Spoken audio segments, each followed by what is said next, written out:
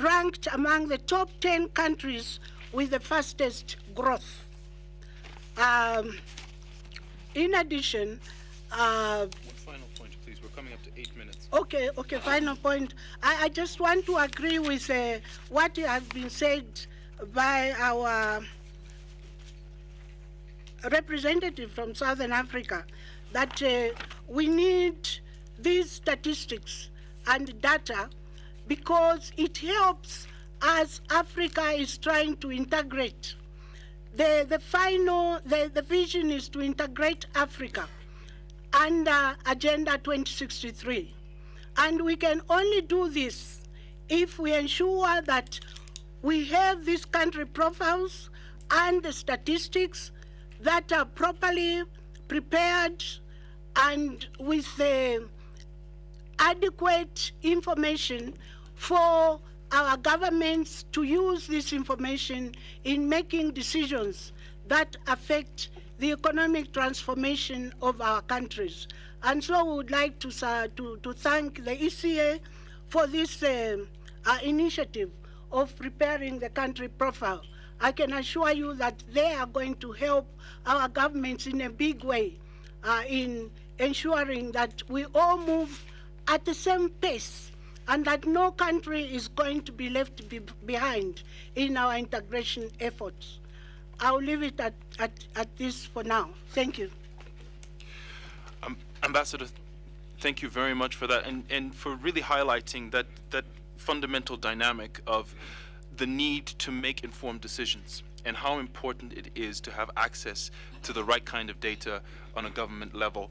Our last stopover in Southern Africa, Ambassador Nashandi, I would like to turn to you.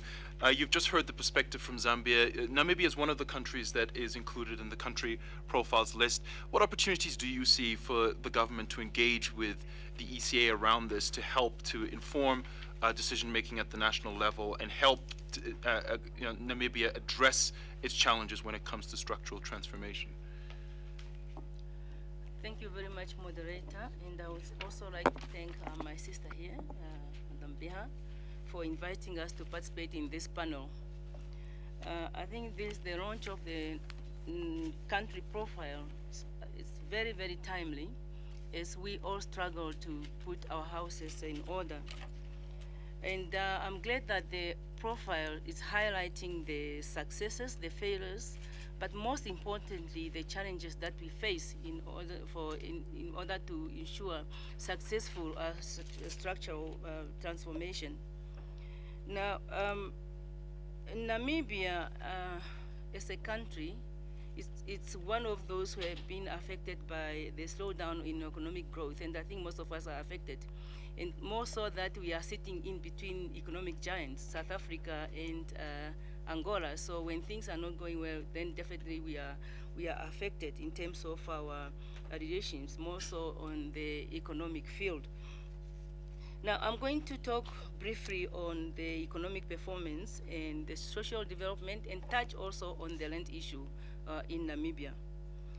The challenges we are facing now is to strengthen our macroeconomic fundamentals is the basis for a long-term physical sustainability, and also to sustain funding for the programs that we have put in place in order to address the inequality of the previous dispensation, so that we at least make sure that we provide employment to our people, and also to address the most challenging areas in the provision of basic services, education, health, and skill development for our people.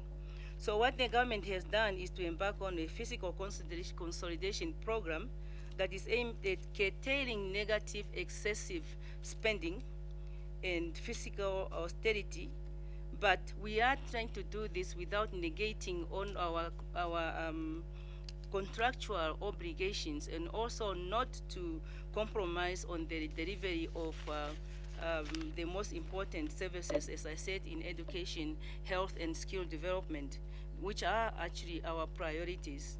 So we try to do this in order to address the whole issue of improving the social welfare of our people, and also to to have better safety nets of access to basic services. In this regard, our president actually has declared war against poverty and has put forward a program that is a Harambee plan. And Harambee, I'm sure those are coming from in Kenya. So I think it's a program that really it's aimed to, and our president has been in the office for 1 year now, and he's very, very ambitious, very committed to implementing this Harambee plan to address the inequalities.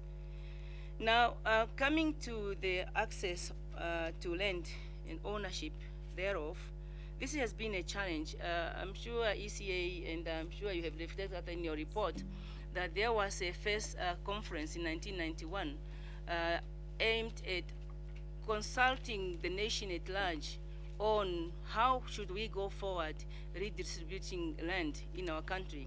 And that thing has produced some good results as far as the recommendations on what government should do in terms of land redistribution. Because most of the land in Namibia is owned by the commercial farmers, and also the most crucial issue is owned by absentee landlords. Which is really an issue that we are trying to address. There's no point that a farmer is sitting in Germany and owns a land in Namibia, but there's no production taking place, whereas Namibians need land for production purposes. So that issue is being addressed. But then the government has also put forward a policy that is willing seller, willing buyer. Willing seller meaning that those who own the land, the farmers, should be willing to sell land to government, and the government should be willing to buy from them.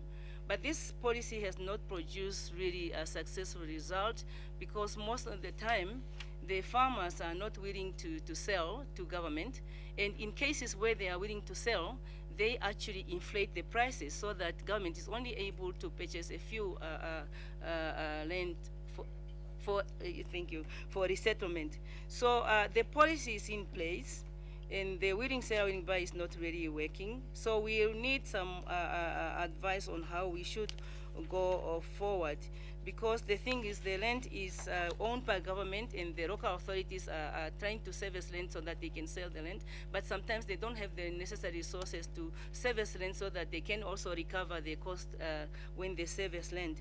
So in this case, really, we would like to, in both sectors that I have highlighted, we would like the ECA to play a crucial role. First, Namibia problem is capacity building. Because we have a problem of human capacity. So we would like the ECA to help us, because countries should be assisted so that at least we match at the same level to be able to ensure regional integration. And also the other area that we think that the ECA can help is to come and then show us the best practices on issue of land distribution, because the ECA is a continental think tank and also part of the large world think tank, so that at least we can sit and exchange views so that we get some advice on how to go forward. And I'm sure the ECA can do that. I think there are already some arrangements in terms of land, and we really look forward to ECA coming to us so that at least we help Namibia. Namibia is still, we keep saying we are a baby, but I think we are crawling now, 26 years after independence, but we still need assistance, and know that the ECA can match with us. Thank you very much, moderator. I hope I have used my 5 minutes. You have used them and then some. But thank you so much for that, and again reinforcing the importance of being able to make informed decisions at the government level, because none of this is possible if you are flying in the dark. Now, let's move to East Africa. We heard earlier from Central Africa, a region that is perhaps amongst the least integrated. East Africa has a claim to be the most integrated region on the continent. And one of the interesting themes that's emerging and hearing from the country ambassadors is that while there are commonalities, each country has its own specific challenges, and will have sort of quite how should I say, unique challenges in some cases. Now, while country profiles will help to identify those, do they also help to identify the commonalities that these countries have? And does that, as a sort of consequence, allow for the development of regional strategies to address some of these issues? Thank you very much. Indeed, the country profiles are a diagnostic tool. And as colleagues and the ambassadors have indicated earlier, they can serve then to, as a basis to initiate dialogues to address those issues. And some of them have already happened in the context of some of the issues that have been identified. So on the 5 country profiles that, 4 country profiles that this office covers, on the topic specifically of structural transformation, there are very common factors. First, and I can pick the Kenya country profiles just to exemplify the nature of the problem. First is that the economy, for example, in Kenya has experienced limited structural transformation. There is structural transformation, but it's limited. This is the pattern across all the 4 countries that we cover. And the share of manufacturing in the total output is relatively small. The other important feature, for example, if you pick Uganda and Tanzania, is that 72% of the workforce is in the agricultural sector in Uganda and 63% in Tanzania. That's the same across the entire region. In Kenya, for example, the country profile, we say that there's a lack of competitiveness of the manufacturing sector. This is exactly the same situation in all of the country profiles. And therefore, if you were to ask me what are the pathways to addressing those issues, I think earlier the Deputy Executive Secretary indicated that in most of our countries we have already visions on structural transformation. And indeed, that is also the case in all of the 4 countries that we covered. They have Vision 2020, Vision 2030, and so on and so forth. And so some of the things that we say through the country profiles, of course, is the importance of ensuring that there is better coordination between the different institutions that are responsible, for example, in promoting industrial policy. And in that context, we are going, because of the fact that this has been identified in the case of Kenya as one of the major issues, engaging Kenya in discussing how to address those issues. So another important common issue is the cost of accessing funding. That is the case in Kenya, that's the case in Tanzania, that's the case in Rwanda and so on. And the World Bank Enterprise Survey confirms that. That the cost of accessing finance is amongst the most salient impeding factor in the competitiveness of the enterprises in our region. And energy comes second. And that's, again, a common factor and has clearly been illustrated in the other country profiles.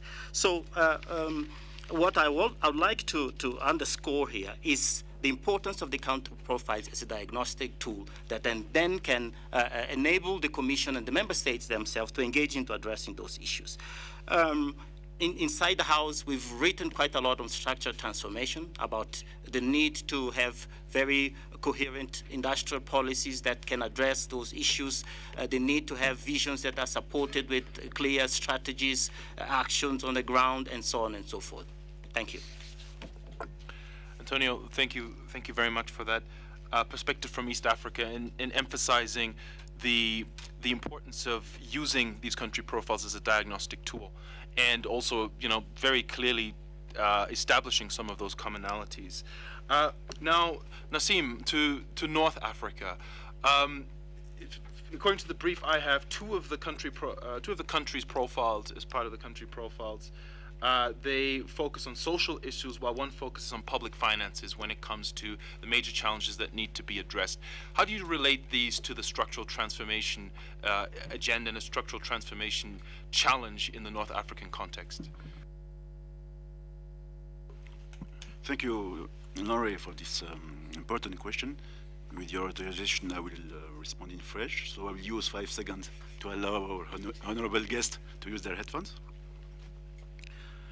Effectivement, les économies de la région the economies, effectively the economies of the North African countries are characterized by volatile growth because of the dependence of their economies on sectors that are very sensitive to exogenous shocks. And beyond that volatility, that vulnerability, this growth does not create sufficient employment or sustainable employment. And there is an employment rate just below 10% for Morocco and up to 15% in other countries. But this unemployment rate really goes even up, goes higher when you look at the young people. It's between 25 and 35% in those countries. If you go into greater detail, and if you look more closely at young people who have certificates, and especially young women who have degrees, you get to the rate of more than 40%. So for those countries, structural transformation is a necessity because it would help to resolve two challenges. First of all, reduce the vulnerability vis-a-vis the exogenous shocks. First of all, making sure that human beings are at the heart of the development models, of course, in keeping with the agendas for sustainable development and the 2030 agenda. So we have this double challenge: how we can accelerate the structural growth of these economies by increasing investment. We're at about 14% for Egypt, to about 20% for Sudan, and 29% for Morocco. So there is an effort in investment that needs to be sustained, that needs to be encouraged. But also the second challenge is that have more inclusive growth with very profound reform of social policies, which would then concentrate on the most vulnerable sectors of the society, so that all of the citizens can participate in this new growth model. And so, as far as Egypt and Morocco are concerned, they have, for a number of years, begun to undertake profound reforms in the social sector, and the country profiles really highlight the initial results as well as the challenges that still remain. Now, as far as Sudan is concerned, is a specific matter because in 2011 there was a separation with South Sudan. That was a major shock for that country, and it brought down the revenues from petrol to less than 75%. The budgetary resources came down by more than 50%, and the weight of the debt went up and became really a major challenge. And therefore, the need to diversify, to accelerate the economic diversification with a very important effort in investment, and an ambitious project with the sustainability of public finance.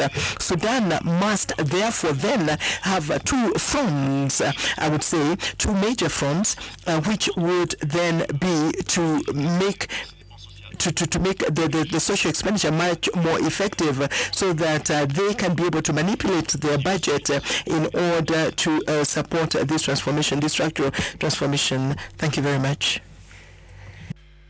Thank you very much, Nassim, for that perspective from North Africa.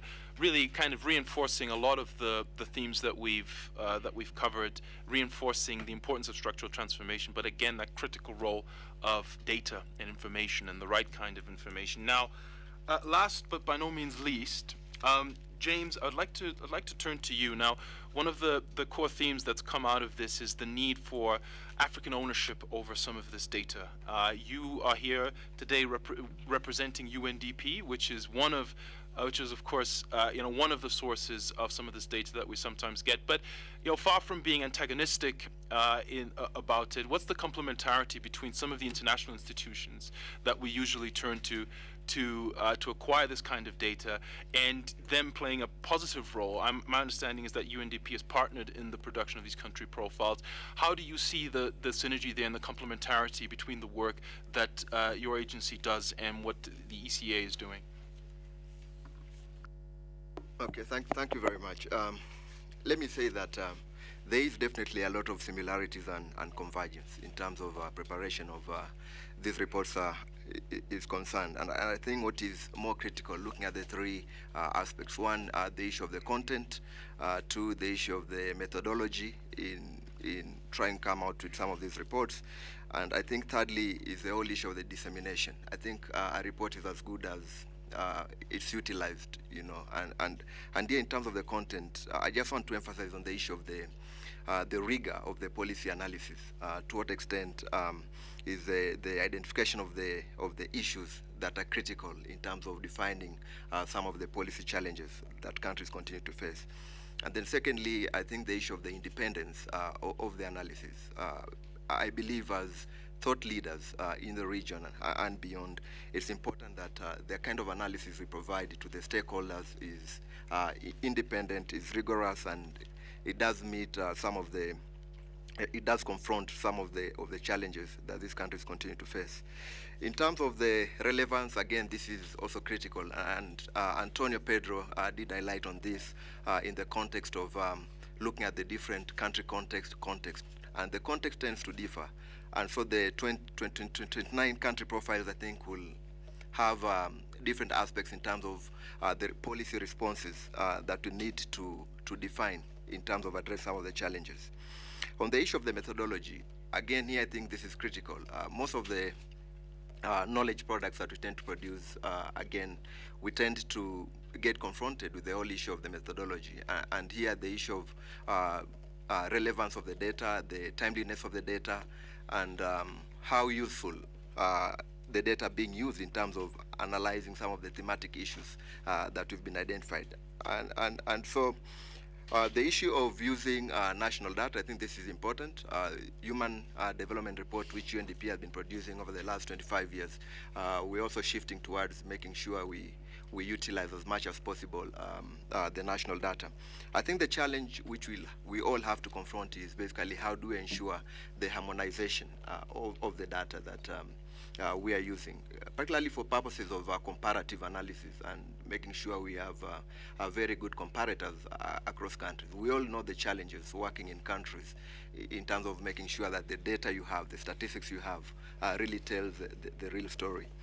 And then importantly, and to commend the country profile, of course, is the innovativeness in terms of the use of the introduction of the Regional Integration Index. I think this is very innovative, and I should commend them for that. And then importantly, also the Social Development Index, which in a sense complements to what UNDP has been producing over the years, the Human Development Index, which also has a subset of other indices on, for example, on the Gender Development Index.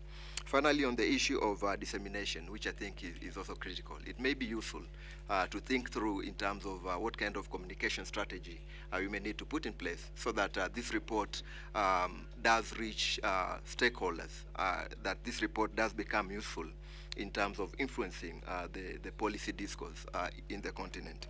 And so here again, I'll urge possibly to think through in terms of how do we make sure it's disseminated to the relevant stakeholders, and also in terms of coming out with the final report, subjecting it to some kind of a peer review in order to be able to basically get the different views of the stakeholders across the countries where the profiles are being produced. I think I'll end there for now. Great, thank you very much, James, for really, I think, helping to round off the discussion as well and emphasizing the need for this to lead to something and to use this and to make sure that this data and these country profiles and these kinds of reports feed into a bigger picture and do so in a coherent way.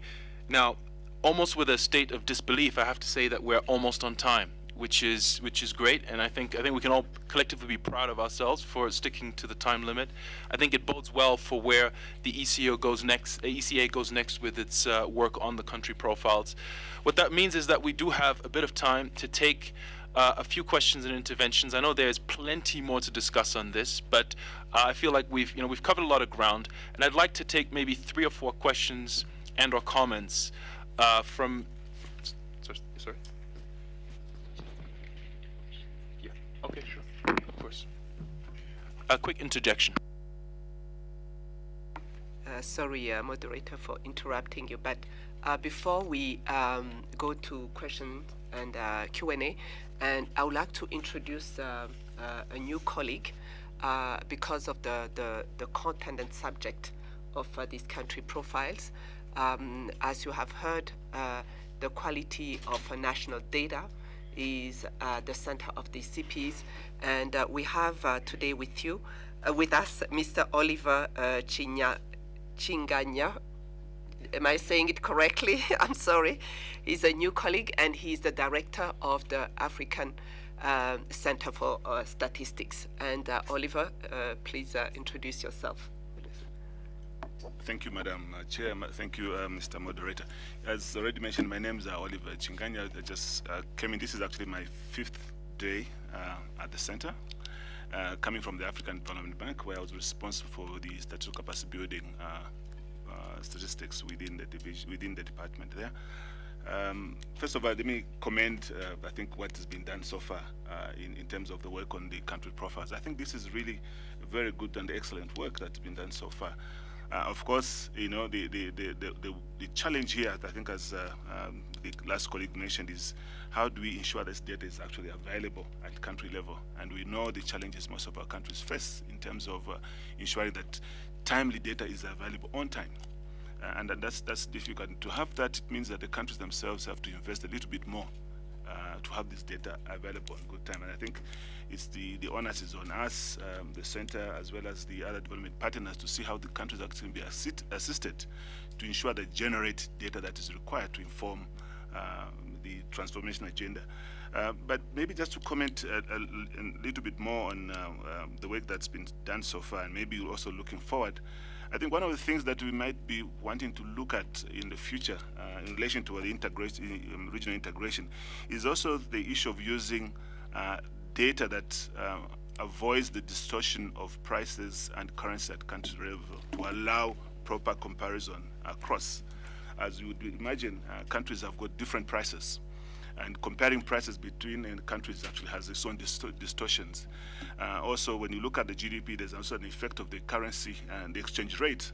And I think the next generation of the country profiles, maybe what we might want to do is to do a double deflation, to allow standardized GDPs that can be compared across the countries, to allow to remove the distortion of prices as well, so that there's a fair comparison of prices.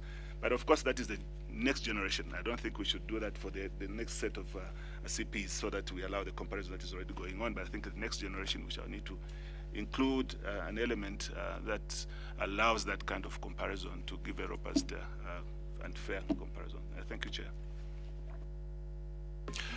Thank you very much. Excellent points there, and speaks to the sort of the bigger picture and the long-term needs around ramping up capacity when it comes to data. Now, are we okay to take a few questions? Okay, great.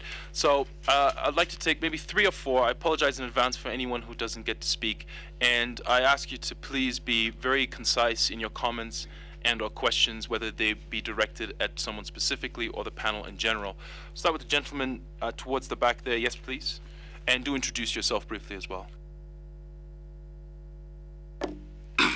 Merci, Monsieur le Président. Thank you very much, Chairperson. I would like to congratulate the ECA for launching these country profiles, which very useful tools for socio-economic development, and also that are instruments that can support decision making. I had the opportunity of having been in a manner of speaking somebody who is aware of the work that goes, but I think in terms of the country profiles, they have looked carefully at the economic and social aspects, and they use the data, and I think all in all, these are tools that really can be used by decision makers in economic development, the technical decision makers. Now, the question that I'd like to ask is this: it will be important to decide the moment of distributing distributing these profiles to the public, which will be the opportune moment of publicizing these profiles? I think this is an important question for me. Thank you. Yes, lady towards the middle. Yes, please.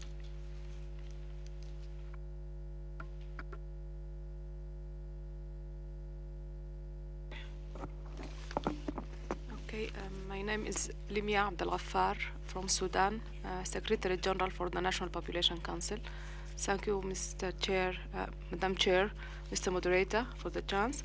And I just want to comment on two issues related to the theme of this session is the regional integration, African regional integration. And I believe that there are very important aspects we need to put them into consideration while we're thinking of having regional integration, because the presentation made was delivered by sub-regions. And when we talk about, sub-regions, we need to put aspect of peace and security into consideration. Although we are talking about economic and regional integration, but we need to put this aspect into consideration because people cannot move easily among countries and without considering peace and security issues. This one thing. The other important thing also, I couldn't see the involvement of or engagement of private sector. I believe that private sector is an important player in the economic, economic situation in each country. So we just need to think of private sector. Another important point related to the data dissemination.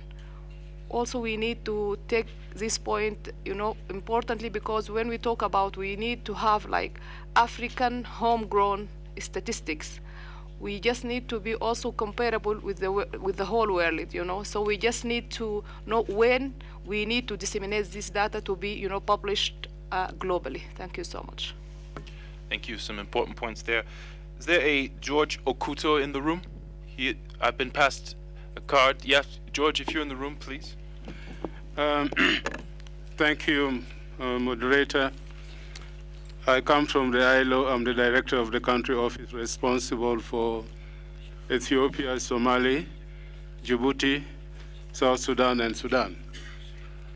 I want to add my voice to congratulate ECA for this very important initiative that the ILO takes a lot of importance, not only from the perspective of its ability to tremendously contribute to planning and policy formulation. But I think this exercise is going to generate a lot of expectation, and I hope that ECA will live to satisfy that expectation. And I would like to listen to what is the frequency come after 2017 when the whole continent will have been covered. Is it going to be on an annual basis? Is it going to be after every 2 years? Is it going to be after 5 years? What is the frequency of the production of the profile? The second point is I think this profile needs to be up to date, whatever frequency is going to be decided upon, so that it can lend themselves to accurate and consistent interpretation. I'm saying this because we know how data has often been used for various purposes by different users, and we would like to see a very consistent interpretation of the data. Thirdly, I think these indices or indicators should not be seen as mutually exclusive, that one is not dependent on the other. Because I think all these indicators have got impact on others, and other indicators does indicate that the level of achievement or commitment of a particular indicator. And I want to give two examples. The GDP, I think we all know the narrative concerning GDP growth in Africa. Very progressive, 2 digits, consistently be achieved. But again, when we look at other associated indicators concerning inequality, the distribution of the growth, the source of the growth, the structural transformation, then it renders the whole issue of GDP growth in question, the issue of the missing link in the GDP growth. So the indicators need to be looked at collectively rather than in isolation. The second example is on education. We have also seen tremendous progress in net school enrollment, in particularly pro-primary schools. 90% in some countries, 98% in others. Tremendous improvement. But when you turn down to quality, the gender parity, then you begin to see that there's something beneath that achievement that has not been captured. The quality, the teacher-people ratio in UPE countries tell a different story. We need to capture this in order to have a very holistic understanding of what those profiles are. I think we'll turn back to the panel on that. I will note. just mention two things and I end. Okay, sir. final brief points, please. The question of unemployment, I think I totally agree with what the Deputy Executive Director said. It tends to underestimate the problem in Africa, of course, by using what he was calling the ILO definition. The ILO definition means a definition adopted by the 185 members countries through a process of debate, dialogue, and decision. But of course, we realize that unemployment does not depict the actual situation in Africa. So we have come with a suggestion of what needs to be looked in addition to unemployment figures. This, again, needs to be picked up. And my final point, I think this exercise should make us look at the question of harmonization and standardization of definition and concept across the continent. Thank you. Thank you very much. Now, just in the interest of time, I'm going to try and get some responses and some reactions from the panel on that. A number of issues have been raised. Some have been to complement things that we've already touched on, but there's also some things that have come up that didn't feature in the discussion. And really, I would just sort of open the floor to everyone on the panel to see who would like to respond to any or some of the points. Nassim, we'll start with you. Thank you, Mr. Chair. It's just to comment the comment done by the honorable delegate from Sudan and on these two very important issues of regional integration and private sector, and just to share with her the fact that currently we are conducting a study with Sudan, with the Federation of Businessmen and Employers, on how we can help Sudan to better integrate through export, to better integrate within the continent through exports. And of course, we are also discussing with this federation on how we can better, how we can improve the CPs to make also a tool for the private sector to use the data that we will produce to help them to, of course, one of the part was to better integrate in the continent. Thank you. Yes. Thank you, moderator. I would like maybe to dwell into the data issue that have been coming up from different comments here. We have to be very cautious here. We are talking about two products. There's a completely national product, which is a country profile, and we are ambitioning to come up with a sub-regional profile. In terms of data, it has different implications. When we are talking about national profile, this is for national consumption. And as a matter of fact, we have to make sure that the data that we are using are national and reflect the way it is computed at the national level. Because it is meant for supporting national development plans and so on. Once we get out of that sphere and then we start getting into a sub-regional profile, then the issue of harmonizing the data, making sure that the same definition we use and so on becomes very important. And in terms of GDP, as my colleague from ACS was saying, we might have to consider using ICP data, the international comparison data, because there it's an harmonization ex ante, where the way we collect the data on prices, the way we collect the data on GDP, takes into account the fact that there are variations from a country to another. But we can do this at the same time by making sure that our capacity building at the level of the country allows for analysis for the national profile, as well as it can feed the sub-regional profile. This is the first comment.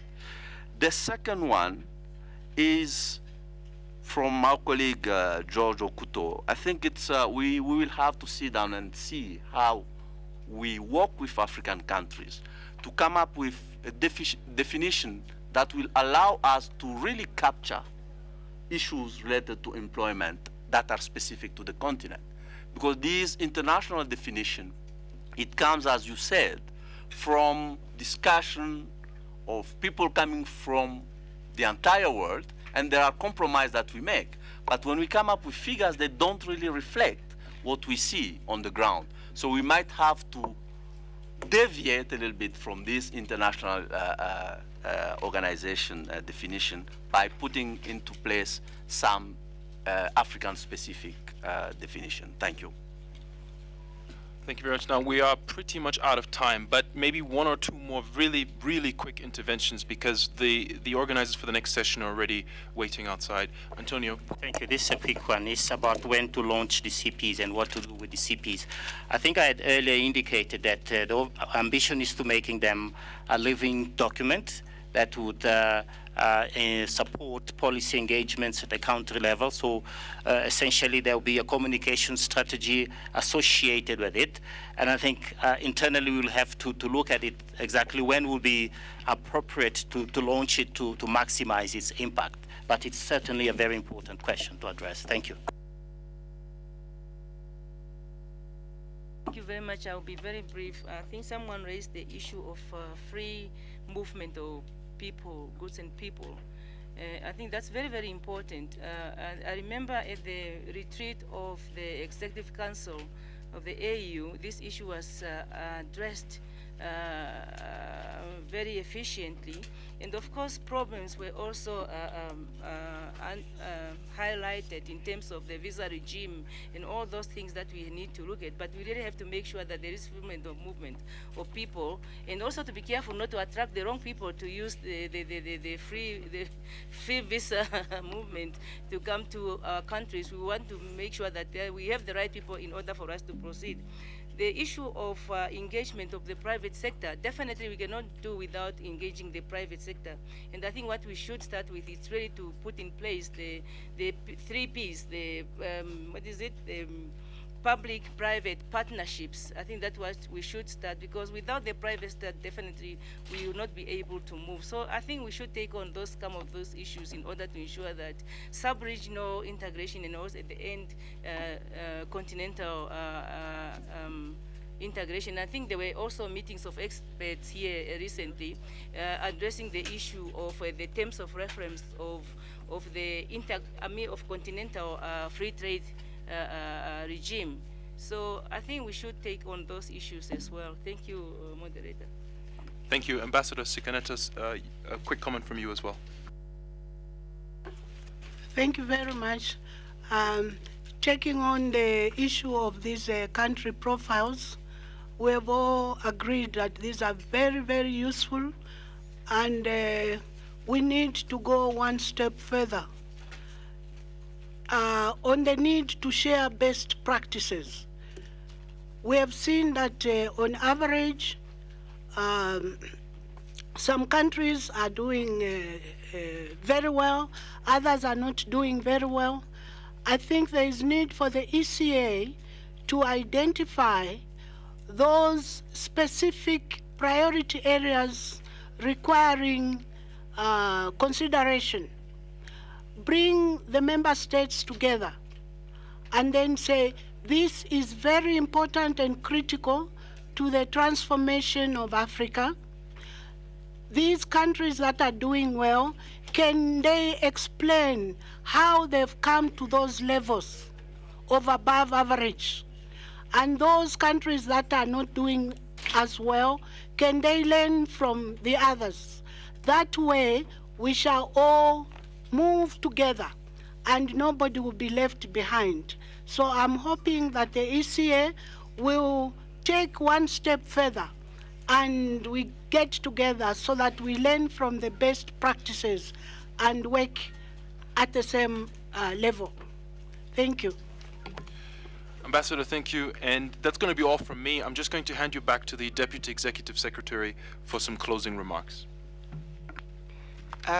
Thank you very much. Let me once again thank the two ambassadors on my right and on my left for participating to this launching and bringing their perspective from a national but also a regional and continental perspective. I would also like to thank the presenters here and who are also my colleagues, and more importantly, the participants, even though we didn't have sufficient time to give the opportunity to a number of participants to ask questions. But in terms of concluding remarks, actually, I'm going to say that from the few questions or comments that we received from the participants, including for some presenters, we have already some clear guidance in terms of the way forward, but also in terms of issues that we need to address systematically in the CPs. I would like just to highlight one perspective. I think it came from the representative of Sudan, who highlighted the fact that if we are looking to the sub-regional context and regional integration, that the issue of peace and security needs to be factored in. And again, thank you to these all participants and for the very good discussions during this session. Thank you. Thank you very much. Thank you very much, DS and Landra. Thank you for moderating this session. Before we leave the room, I would like to acknowledge Excellencies, the ambassadors of Uganda, the ambassador of Rwanda, the ambassador of Egypt, and the ambassador of Zimbabwe. And the ambassador of Sudan, Your Excellency, my apologies, and appreciate the presence of all these ambassadors. I would also like to bring to your attention that the country profiles are available at the reception just outside this door. Please, all the 20 country profiles, please pick up your copy, and we appreciate any comments and suggestions you can give to us. The coffee is upstairs, one flight up to the opposite end of this room, opposite caucus room 11. However, before we leave this room, can I invite the DS to lead us out of this room and take the ambassadors with her, and for the ambassadors with the DS to take pictures with their country profiles. Please, DS, can you lead us and the ambassadors out of this room?